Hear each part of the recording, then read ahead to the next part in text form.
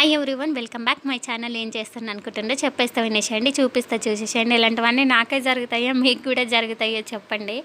చారణ కోడికి బారణ మసాలా పెట్టినట్టుంది నా పరిస్థితి. అమెజాన్ ఓపెన్ చేసి ఏమైనా ఆఫర్స్ ఉన్నాయేమో, సోప్స్ కొంచెం తక్కువ రేటుకి వస్తాయని నేను ఓపెన్ చేసి ఆర్డర్ పెట్టుకుందాం అనుకుంటే అక్కడ చూపించే రేట్ ఒకటి ఉంటే మొత్తం ఆర్డర్ పెట్టేసిన తర్వాత షిప్పింగ్ ఛార్జెస్ అవి ఇవి చూసేసరికి నాకు దిమ్మ తిరిగిపోయింది.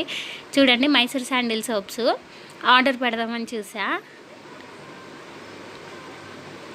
చూపిస్తా చూడండి, అలానే ఉండండి. అంగోండి నేను ఆర్డర్ పెట్టినవి అయితే ఇంకోండి. ఒక బాక్స్ ఏమో 170 రూపీస్.